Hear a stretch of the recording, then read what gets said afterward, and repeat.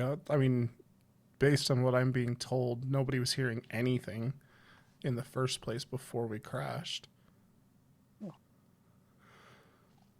I know I We're heard. live now. Hi, everybody. We're magically live now. My OBS still tells me we're acquiring a server, so that's why you heard me complaining about stuff in the background. It was because it doesn't think we're live right now. It still very much thinks we're acquiring a server. So, welcome back to Storyteller's Studio again.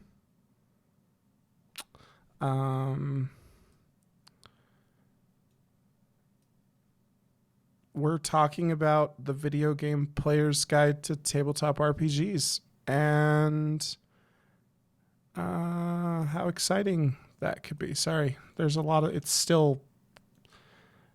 it's literally giving me the like retrying, and I'm waiting for when it makes the hugely loud ding in my ear, which will then deafen stream.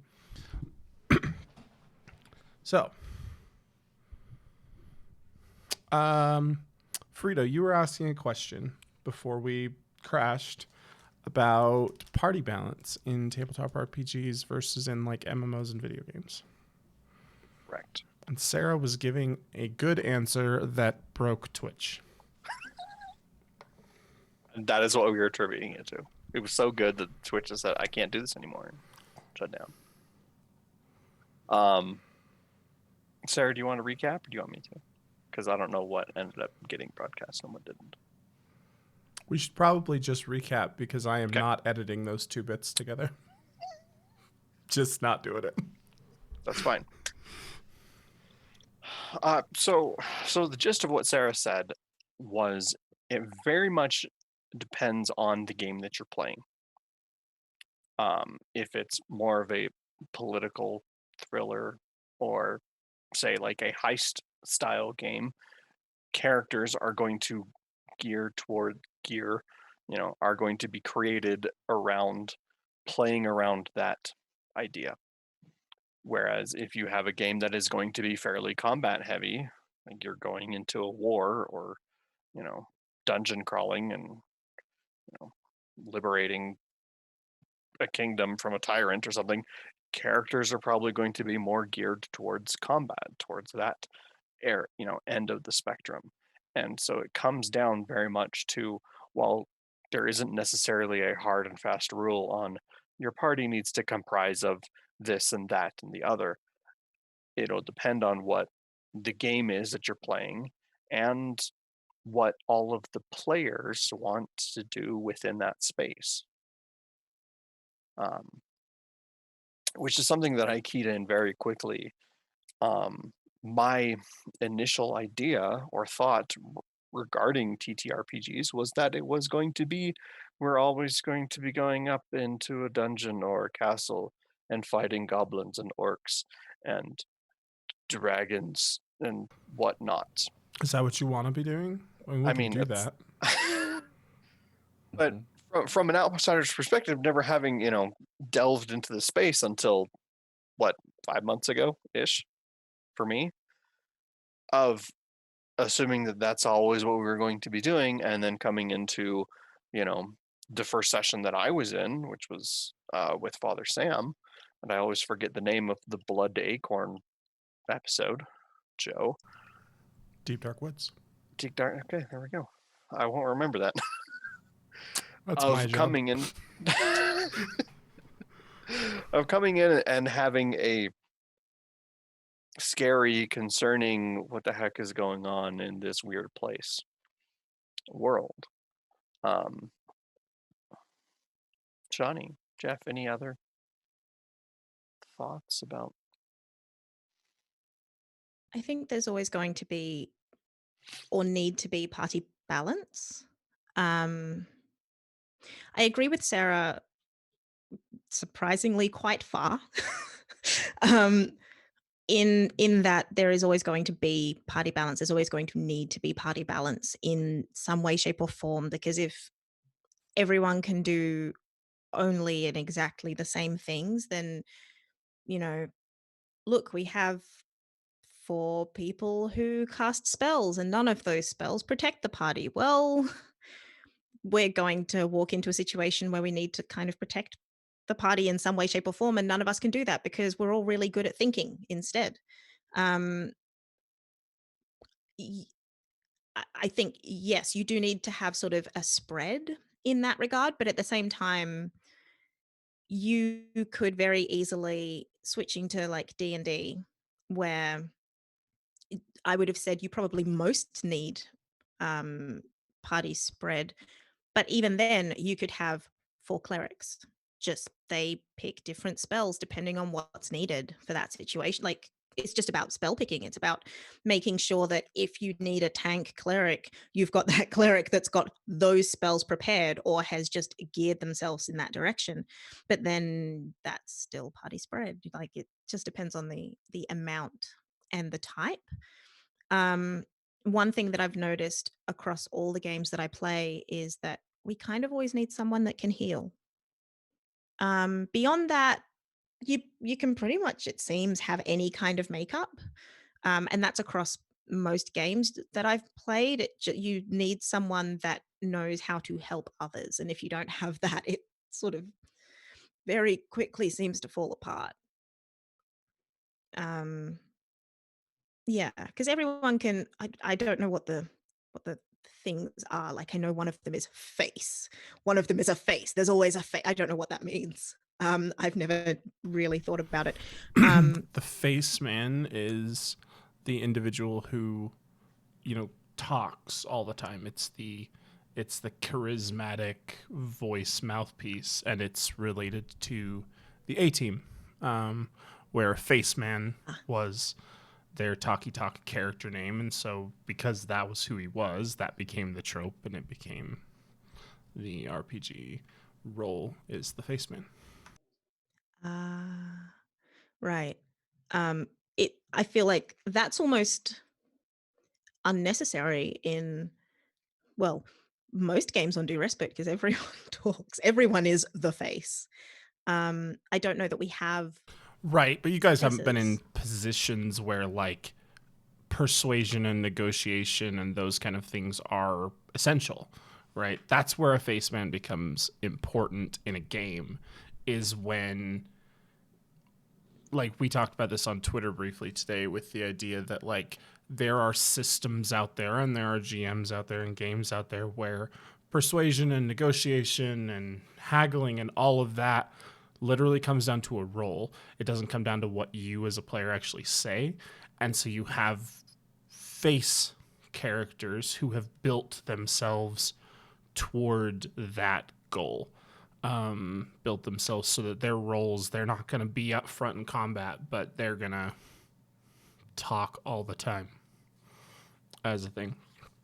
And I don't, in MMOs, which I know is one of Frito's big connections, there's not really that equivalent, but in other role playing game video games, there's that character who you click that option that highlights when your persuasion skills high enough, or you click that option when your charisma goes up high enough, and that opens up a lot of avenues that aren't opened up by the hack 'em bash 'em slash 'em method of gameplay.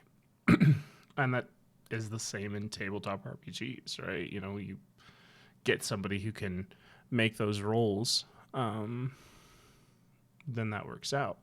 I'm just personally a GM that doesn't like the idea of, hey, here's my role play. I tell you essentially to screw off. Now I'm going to make a taunt roll and have this huge mechanical impact, right? So I personally don't run it that way, but other people do. And systems are designed to be run that way.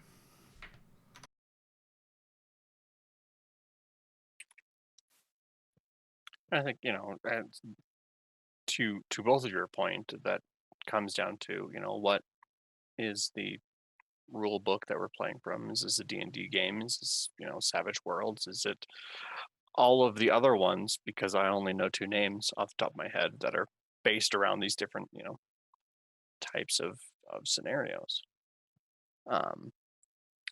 So I guess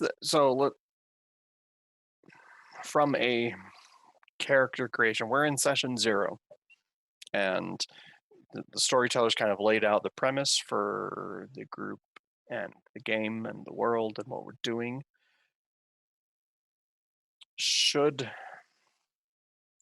I guess, should we be creating characters that are able to do everything? Because that's been, for me, that's been one of the things, like, I need to be able to heal myself. I need to have at least some, aspect of I can hold my own in a fight. When you're coming to a new session, or, like Chantel, and creating a character in 5 minutes last week, how do you go about saying, okay, this is what I'm going to be going into? Do you lean into what you think is needed for the game, or do you become kind of a jack of all trades?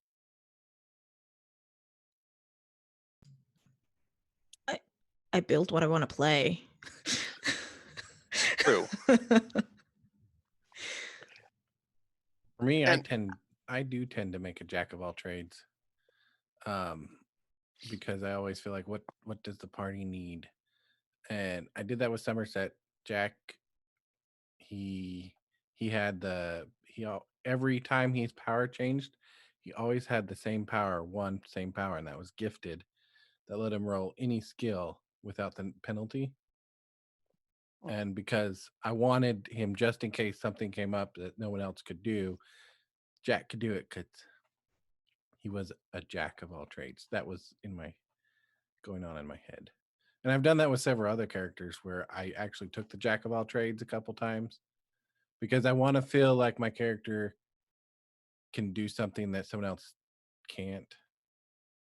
And I never know what everyone else's character sheets look like. So I just do the select all button type of thing.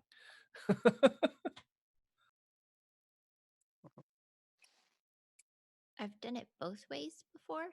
I don't know. I used to make the character where I tried to make them sort of good at everything.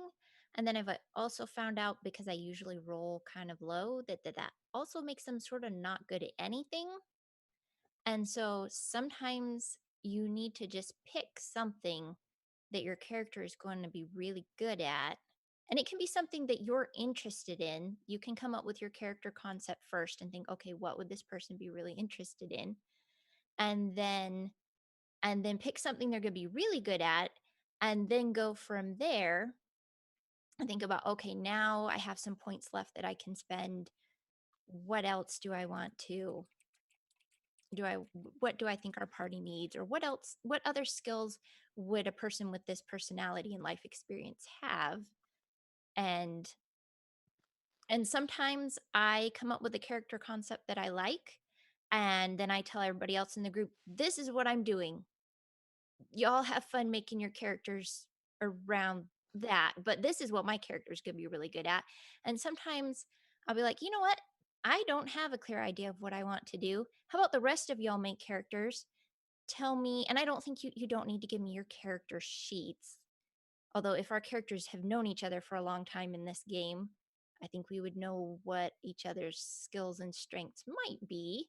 So give me a basic idea of what your character is going to do, and then I will come up with a character that fills in any of the holes of skills that I think our party might need in this particular type of game. So you can do it either way. But for me, I think I found that it's good to make your character really good at least one thing, instead of spreading everything out so much that you're also kind of not very good at anything. that was one of the, for me, I think, granted, I've created 3 or 4 characters up to this point. And Belmere being the one that I really kind of wanted to invest in, and was very much intrigued by the world, and created a character that was um, an aspect that I wanted to be able to play and kind of learn more about this world and this environment that Eric has created and curated over the last 20 years. in the world of Emios and trying to be able to explore it. In the back of my mind was the same concern of, okay, if I'm playing an archaeologist scholar type dude that's trying to learn more and going out and adventuring, archaeologizing on his own, what are some other things that he would need to have in his skill set to help him to be able to be efficient on his own? And ended up rolling with a few things that I thought would be useful. Not many. Coincidentally, I don't think any of my fighting has come into play yet. That's also a system thing, though. It's as true. well. So if you look at D&D, right, arguably the most popular RPG system in the world at the moment, all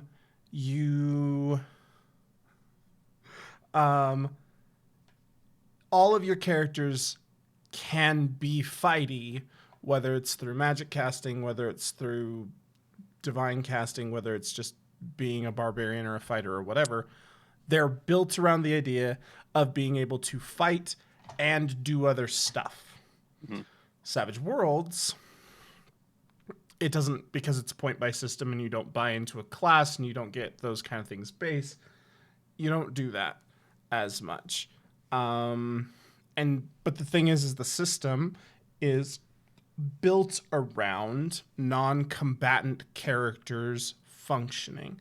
Even in combat, they have tricks and they have tests of will and those kind of things that are designed to allow you to do things in a combat scenario that aren't go up and stab the bad guy with your sword or shoot him with your gun or whatever. And to me, some of the most interesting characters I have seen played in Savage Worlds are characters who are non-combatants, who have to kind of come up with those creative ways to do things in a combat scenario that are, interesting. So I think on that level, it goes back to what Sarah said, where it's very dependent not only on the kind of game you're playing, but what system you're playing. If you're playing 5th edition Dungeons and Dragons, there is a specific subset of balance, but Chantel plays essentially the healer in Unlawful Disorder as a warlock, right? Whereas if you look at 4th edition Dungeons and Dragons, which people have their opinions on, but it was very video game-ish, and you had your roles. You had your defender, your controller, your leader, who was your healer class, and your striker, who was your damage class. And they were built specifically to do those jobs. And it was a much more kind of combat-oriented system. And the RP was mostly added by the players and the GM. But when it came to combat scenarios, you had your job. You were the defender who was there to draw attention to you, and there was essentially a taunt mechanic in the game. Leaders were there to heal, and controllers were there to provide area denial and force monsters to go a specific place. But the monsters also all had those same roles, and so they interacted with the players in a very similar fashion. Whereas you have games like Fate, where kind of anything goes, because that game is so open, and I haven't played enough of it to really be able to speak to it. But any game I've played we didn't have a tank, a healer, a damage. We didn't have those roles. It was just kind of, we were people doing cool stuff. So I think more even than what kind of game you're playing, which game you're playing really provides some emphasis there. If you're playing D&D, I think the expectation is you're probably going to do more combat than some other systems in that sense. And Chantel can speak to this as having played more D&D recently than anybody here. It's an attrition game. There's a lot of, you do fights and you get beaten down, and then you, depending on your GM, will sometimes do another fight very quickly and be beaten down again, because that's how the game wears out your spell slots and wears out your kind of stuff. And so you build around those. Whereas with Savage Worlds, you really don't want to get into a lot of fights back to back to back. That's going to go really badly for you. Because wounds suck as a thing. And the same for Vampire the Masquerade. No combat. It's just not. It's just not made for it. Yeah. It's not built for that purpose. Yeah, it comes down to what. It very much comes down to what you're playing and what your makeup is. Like what is the game rewarding you for doing is a huge thing. If the game is going to reward you greatly for being able to manipulate people, congratulations, you're playing vampire. But also, like, that's likely what you're going to need. It's kind of that case of looking at what a functional member of the society in which you're playing looks like, and then building to that. And if as soon as you found what that looks like for you, then building from there. Like Sage is a function of what Sage is. Like it's very difficult to say, hey, Sage is a functioning member of society, because before the game started, before story-wise, historically, Sage didn't exist. So when I built Sage, it was a case of, I don't have a functioning member of society here. I have a creature that is learning what life is. And so I built Sage basically to that. I play Cleanup Crew with Stella, who has raided and said, hey.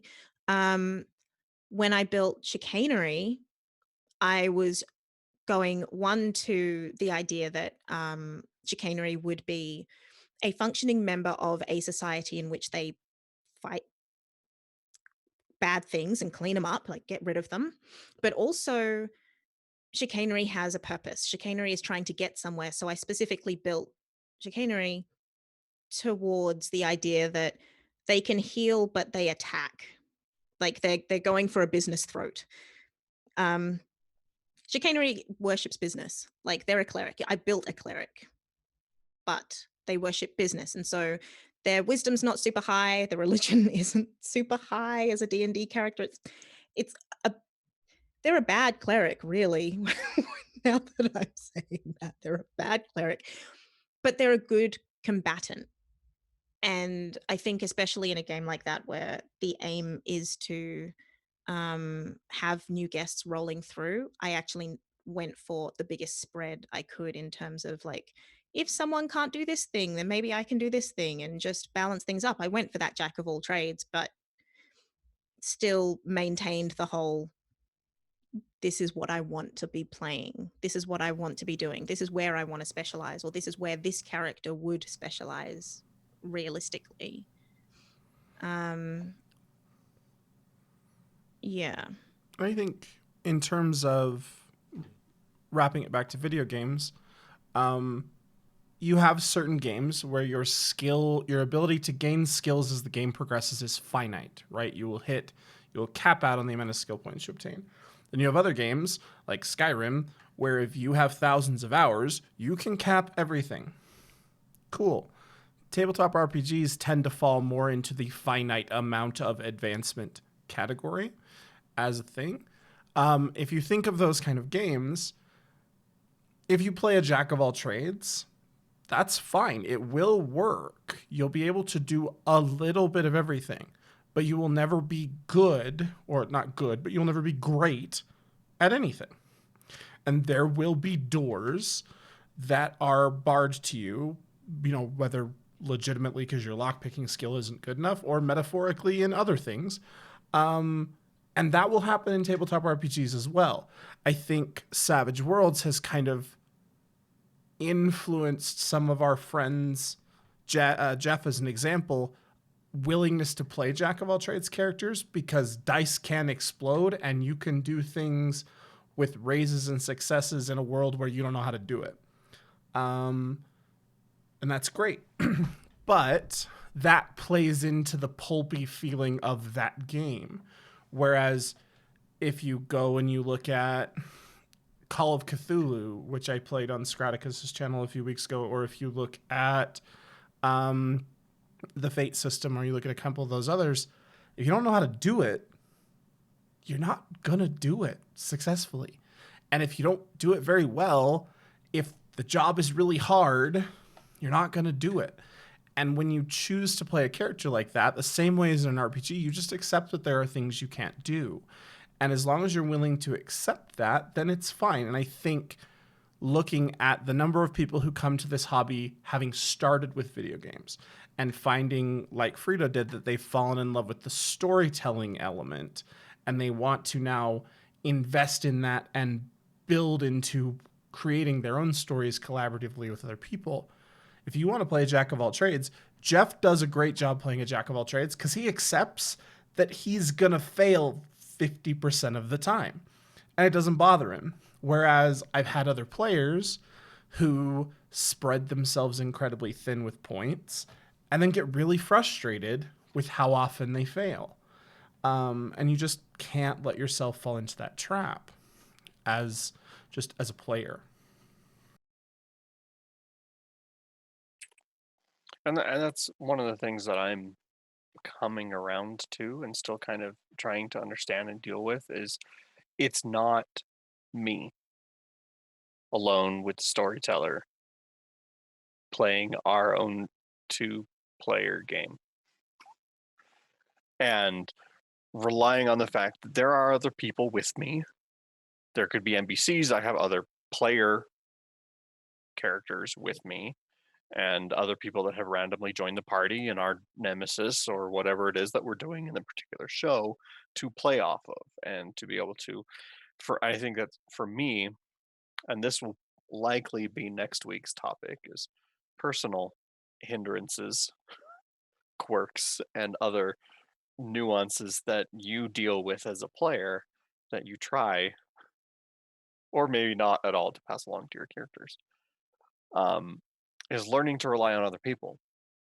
And to everyone's credit, yes, I could be a jack of all trades, or I could just go heavily down into research and scholar and science and trying to figure out everything, which granted for the Ghostbusters themed game we did a couple weeks back, that's exactly what my character was.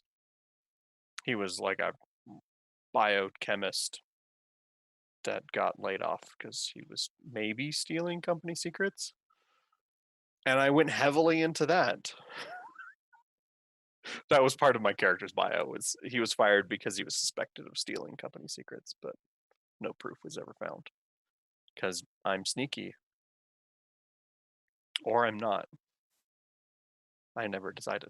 But being able to rely on the other people in my group, in my party, to fill in on my deficiencies.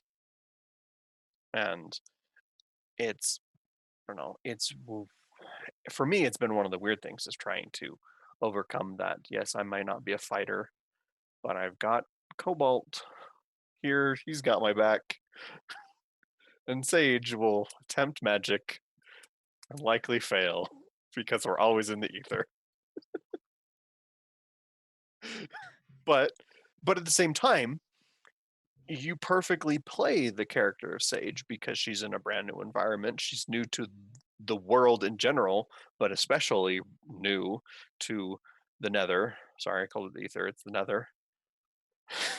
I didn't call it the Shadow Realm. The ether's a originally. very different place. Oh, goody. But she's trying to understand the world that she's in and is relying on what she knows and her character sheet to interact with the environment that she's currently in, which I think is impressive. And you have a lot more experience than me, so I'm just like, And that's one of the things too, is thinking about what kind of game you're going to be in, making your character, while it's interesting to you, also making sure your character is a useful character. Mhm. So Sage might not be the fighter and she might not be specifically the healer, but she still has a lot of useful skills that whenever the party needs them, she utilizes those. she's a very still useful character. So sometimes when you're making your character, if you make them the completely loner edgelord who doesn't want to be in that party and isn't going to help anybody, you're kind of making a useless character there. Why do you want to play with other people? And you're supposed to be trying to tell a story together. So you can come up with skills that make your character useful for the game that you're going to be playing in.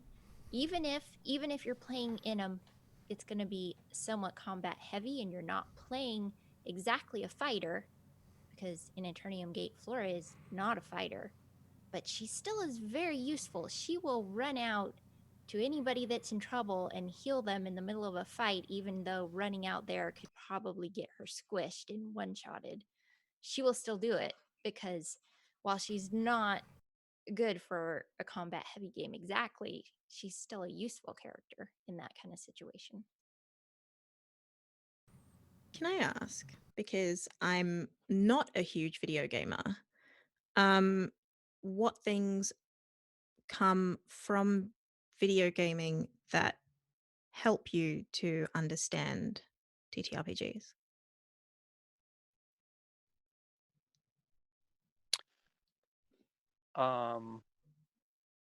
I think the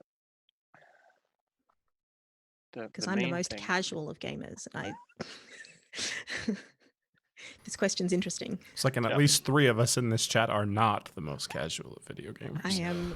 I will play game once in a blue moon, but I will play TTRPGs 18 hours a week. So, like, we come from different ends of this spectrum. Sounds like a very accurate number for you. It's actually the number. Yeah, I met Eric through World of Warcraft and raiding there, and he's like, I remember when he says, I want to get an online group party to do tabletop, a virtual tabletop game, and I had no idea what he was talking about, but I was like, yeah. I had a completely different picture in my head of what he meant. But Did you think you were going to be playing Monopoly over the phone? Yeah, something like that, like a video camera over a table playing a board game. And that was in my head. And then he started giving me details like a couple days before what we need to do to, like characters wise. I'm like, oh, this is role playing. Oh,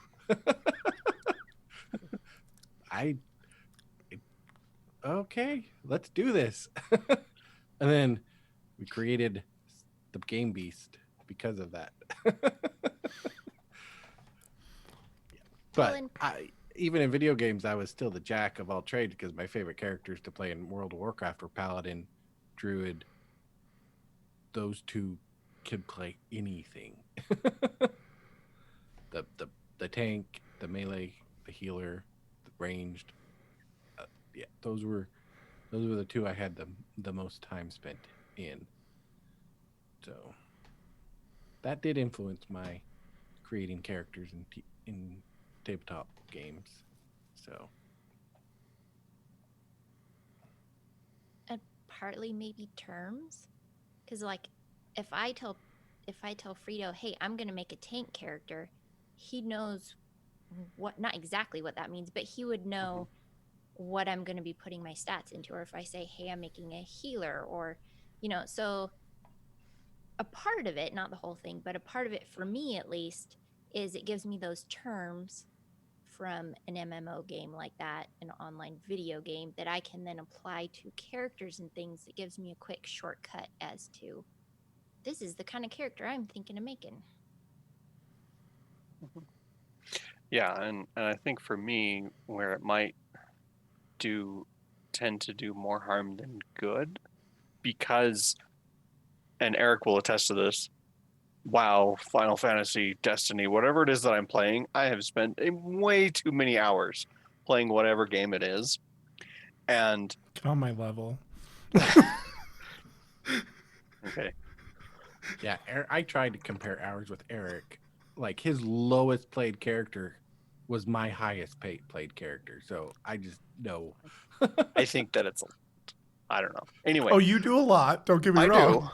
just not on. That's fine. We'll compare Monster Hunter hours later. It's nowhere near close. Anyway, but I think for me, I very much lean into, okay, well, this is this. You know, if I'm playing, you know, in World of Warcraft terms, if I'm playing my enhancement shaman, I think it's more synonymous probably along the lines of D&D characters. Of this is the character and the class that I am playing. He has these abilities, and that's it. And coming into Savage Worlds, I was saying, okay, I've created a dwarf that has these things. I have no necessary correlation to anything else that I may have played that would be synonymous. And so for me, I find myself a little bit lost sometimes of, I don't know what I could do, because the original thought was to have Belmir be some sort of, you know, combat trick support-y character similar to Chantel, how you played Stout Shady in the Deadlands game, of having some sort of, you know, a pack of cards that she buffed or her teammates or debuffed or the enemies with, and trying to figure out how, if I could figure a way to do that based off of Belmir's research. But then it just turned out that combat was practically over by the time that it became Belmir's turn. And so I never really, or I just rolled poorly and got thrown through a wall or something. And so I never necessarily had to lean into that aspect for him. So for me, having, as Sarah said, kind of I'm going to play a support or a tank or a healer, I can have an idea in my head what one or all of my comrades are going to be playstyle wise, and then trying to fit into a mold that would kind of support or aid the team in there. Yeah, and that is the thing. If you're playing in a system like Savage Worlds, where there are no classes, Mm-hmm. you don't have to fit your character into a mold exactly. Like you said, some people can find that freeing or awesome. They can make whatever they feel free to make. Some people like you might feel a little bit lost and not quite sure, okay, so what can I do with this? And I think that, speaking as someone who is a self-proclaimed missionary for the hobby and has brought lots of people into play, many of whom I've played video games with first, it can be a hindrance at times to come from video games, and not to come from video games into tabletop, because I think because tabletop begat certain aspects of video games, which then begat a bunch of players who want to play tabletop. It's just sort of this circle of life scenario. Coming into an open system like Savage Worlds has sometimes been a problem for some of the players that I have. We've talked about 4th edition D&D a couple of times tonight, and there are a lot of people who have opinions about 4th edition D&D. 4th edition D&D is the most successful time I've ever had bringing video game players into tabletop, because the correlations are 1-to-1. You have your cooldowns. You have these abilities can be used all the time. These abilities can be used once per encounter. These abilities can be once per in-game day. And that correlates to long cooldowns, short cooldowns in a video game. And so people are able to grok that in a combat system. People are able to grok the roles in a combat system. And so the most success I've ever had bringing people in was actually using 4th edition, because they were so direct. But bringing people into Savage Worlds, with the exception of Sarah and Jeff, has sometimes been harder, because it's this, what do you mean I'm not earning abilities at levels? What do you mean I'm not leveling? What do you mean gear is irrelevant and you keep saying plot appropriate amount of money? Like, why are you doing these things? My brain can't wrap around this. And it can sometimes be an issue. But it also can open up people's minds to new experiences in a way that I have found, once it works and once it sticks, can be quite successful. But if you're an individual out there who's looking to start and you are so wrapped up in the idea of video game roles and video game classes and video game levels, and it's super important that we kill the boss to get the treasure, to put the treasure on, to become more powerful. D&D does that real good, because D&D was the reason why video games do that, right? It's that cycle of life we talked about. And I have often wondered with my group of friends that I play with if sometimes I'm not doing them a disservice by not exposing them to more systems. Sarah's going to glare at me from the other camera. But because I sometimes wonder if there are systems out there that people will gel with better because of those correlations. And so I would be interested, especially coming from like Jeff or Frito, as someone who plays a lot of tabletop. I'll turn the question, not tabletop, plays a lot of video games. Turn the question back to you. If you had come into, because you'd listened to some D&D podcasts before coming to do Respite, would you have had an easier time if it was like, all right, this is my storm cleric with my storm spells, or, you know, if we had committed the ultimate heresy on the internet and played 4th edition D&D, and you had been like, this is my shaman, and I actually have my daily, my encounter, and my cooldowns, would that have been an easier transition in your mind?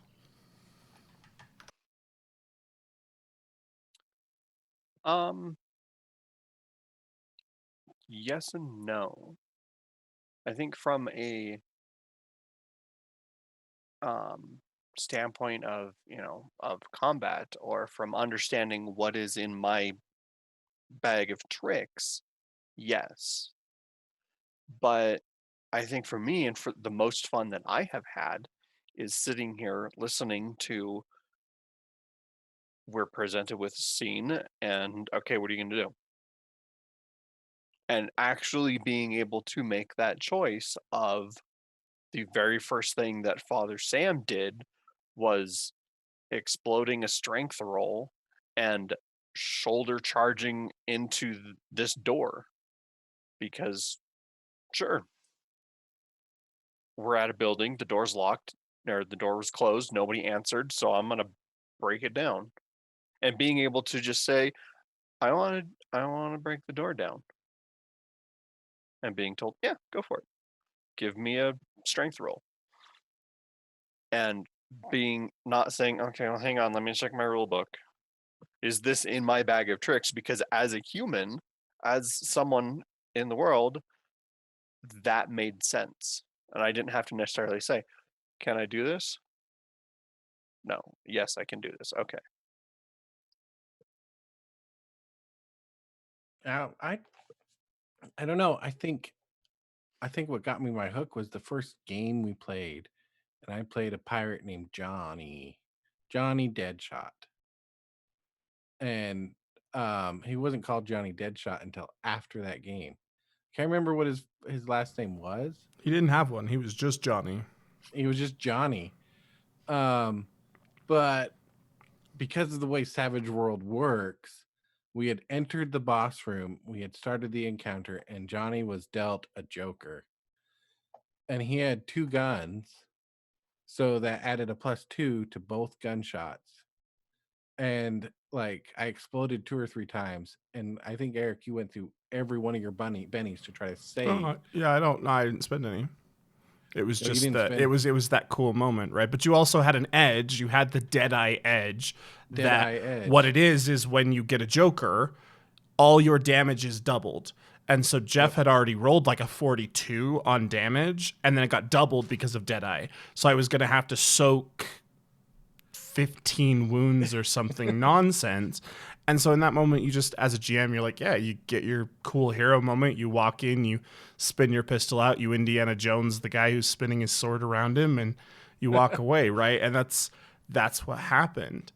Yeah, that moment of success really, I was just hooked after that. And I've had way more failures, but I still enjoy the game because I'm waiting for another one of those moments where the stars align or something, and that just 5 minutes of glory, I will spend years of.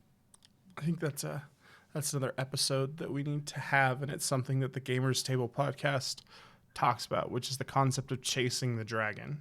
Right? There are a lot of people who compare tabletop RPG to doing drugs, because you have that moment, that super cool moment that hooks you into tabletop.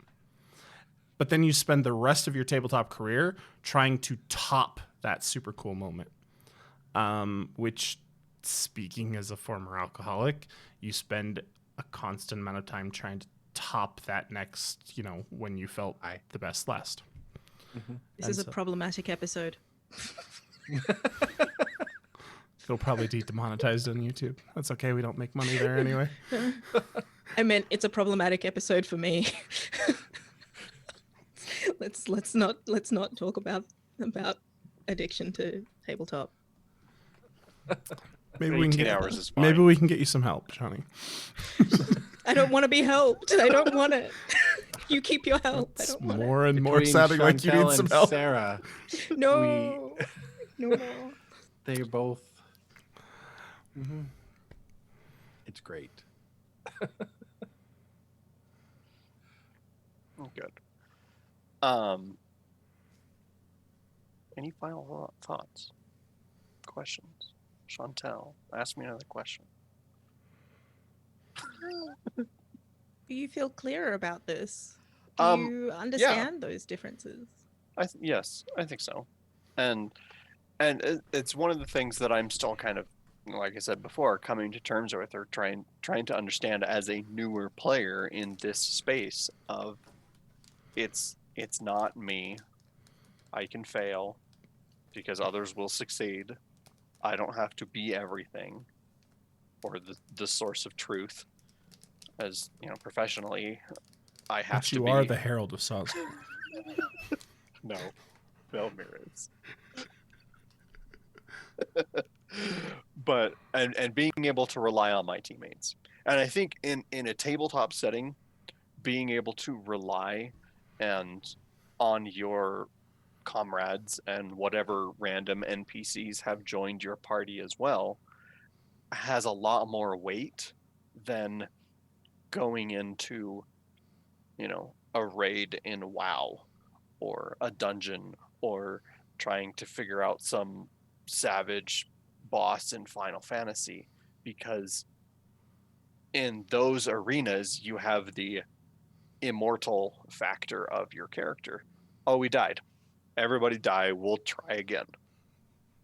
Whereas maybe, except for maybe Somerset City, if Belmir dies, I'm pretty sure he's dead. I mean, Sage Sage she died just like keeps 4 coming times. back. I've That's died just Sage, 3 yes. times. Everything is fine.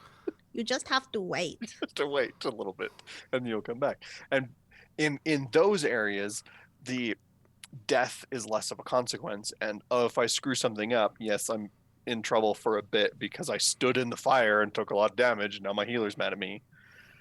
As is Eric. Has a much heavier impact, I think, in a tabletop setting than it does in a video game setting, because we'll res him in a couple minutes, it's fine, or we'll just wipe and try to fight again. The fight's easier with him dead. Yeah, let's face it, for those of us that have raided, that is true. Just leave so and so dead, we'll finish the fight without him. And having just that level of, the stakes are significantly higher, I think, in a TTRPG standpoint, from that perspective of saying, not necessarily that I need to meter what I'm going to do in, Father Sam fighting Felina for the first time. Or second time. He hasn't fought her the second time. That's 2 days from now. Anyway. Hopefully 2 days from now. Anyway, being able to have, meter my expectations and to do what I want, have the freedom within TTRPGs to do what I want, I think outweighs the trial and error of a video game MMO space of, oh, well, we screwed it up. Let's just reload the checkpoint and try again. Kind of thing. So, thank you. Well, everyone, we're a little over time, so we're going to pass out quick. Sarah, any last final thoughts for tonight?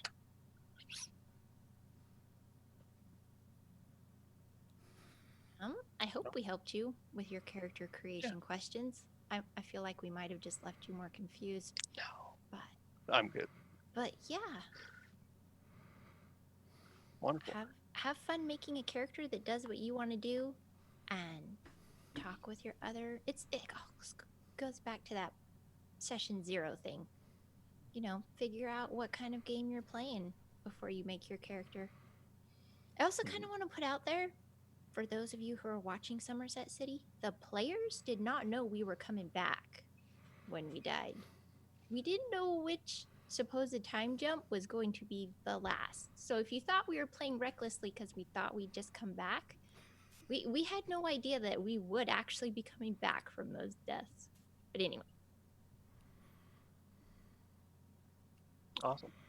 Sarah will be back in 20-ish minutes for Paddington Prowler. Jeff won't be back in 20 minutes. How are you, Jeff? How was your evening? Pretty good. I might be back, but if I sneak in the back of Sarah's camera, she'll probably kill me, and then I won't be back ever again. So I definitely will not be back. Don't steal your wife's popcorn. Definitely don't steal my wife's popcorn. I'll But let Jeff her have will- it tonight. Jeff will be back on Saturday Mhm. for, I was going to say Storytellers, but it's Somerset City. Somerset City. I will be back on Wednesday. I am Deep Frito. You can find me always ignoring my Twitter account at Deep Frito. But I'll be back on Wednesday for more Wicked Felina nonsense. Speaking of people that will be back on Wednesday, and coincidentally also back in 20 minutes, Chantel, how are you? I'm good. I'm excited as usual. But I also will be back in 20 minutes for Paddington Prowler. I am Chantel Benjamin. I rarely say my surname, but there it is. You can find me at Chantel B on Twitter. You can find me at wordswithcolor.com. You can find me tomorrow is it tomorrow for you? I don't know. 2 p.m. Tuesday Eastern on Scraticus's channel for Cleanup Crew. You can find me back here with Deep Frito for whatever it is named, but we're going to take down Felina, who is wicked once more. And then I'll be back on Saturday for Somerset City. My brain explodes. I'm around a lot. Come say hi. Deal.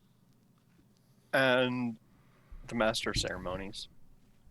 The reason that we're all here. I am Eric. the catalyst for your misery. That's true. Or So happiness. or happiness, whichever you want to look at it as. Yeah, so we'll be back in 20-ish minutes for some creepy steampunk Paddington Prowler. Maybe they get to go to Scotland and go to the Clava.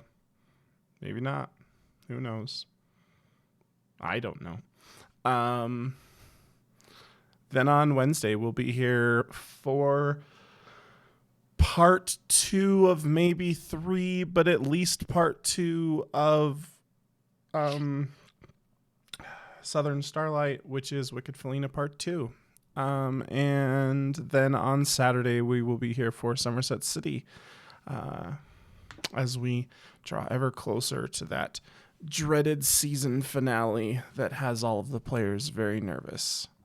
And then we'll be back here next week for more Storytellers. So we hope you join us for any and all of those because they're fun and we like them.